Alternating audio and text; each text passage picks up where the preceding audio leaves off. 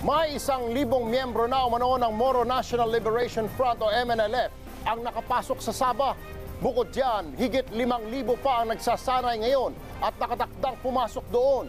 Ang assignment nila, iligtas sa mga Pinoy na patuloy umanong inaabuso ng Malaysian forces. Narito po ang first part ng aming eksklusibong report. Machine gun, rocket-propelled grenade o RPG, mortar at iba pang matataas na kalibre ng baril. Ito ang pinagyayabang ng mga leader ng Moro National Liberation Front nang eksklusibong ipinasilip nila sa News 5 ang kanilang bagong tatag na unit sa Holo-Sulu. Puro lalaki at higit 5,000 ang unit na ito. May matatanda pero meron ding mga bata.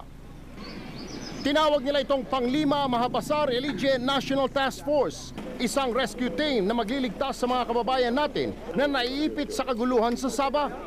Ipinakita rin ng MNLF ang kanilang paghahanda. Karamihan dito patungkol sa opensiba at depensa ng posisyon o kampo. Aminado si MNLF Chairman Nur Miswari, posibleng tumindi pa ang tensyon sa Sabah. Oras na dumagdag ang puwersang ito.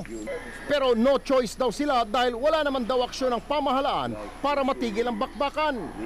Mahigit 70 Pinoy na ang namamatay mula nang sumiklab ang barilan noong Pebrero. Our intention is not to escalate at all, but if the Malaysian government and armed forces will ask for that, then let it be. Nilinaw ng grupo, hindi sila kaalyado ng Royal Sulu Army. Pero handa raw sila kahit sumiklab ang gyera sa Sabah para raw sa kapakanan ng mga kababayan. Can your fighters sustain a war? Why not? Why not? I mean, how long can they? We can sustain for another 100 years. Nangako naman ng AFP na haharangin nila ang plano ni Miswari. Yung gagawin nila will be a conflict with yung ng government. There are guidance from higher headquarters to stop them and then we will do. Tutol din maging ang pamahalaan ng Sulu kung saan nagkukuta ang MNLF. Hingin natin kay Chairman, wag naman na ganyan. Di pwede yung ganyan. At puro gyera na lang ba pag-uusapan natin? Pero ang MNLF, desidido na raw sa kanilang plano.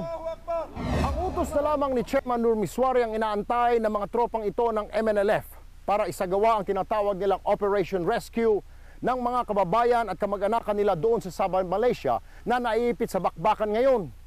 Batid na mga tropang ito ng mga well-experienced combat fighters na mapapasabak sila sa Malaysia. Pero anila, ang mahalaga, makauwi ang kanilang mga kamag-anakan at mga kababayan. Erwin Tulfo, News 5, Holo-Sulu. Abangan po bukas ang ikalawang bahagi ng aming report. Hindi lang daw pamilya ni Kiram, abay, kundi pati ang MNLF ay may karapatan din sa Sabah.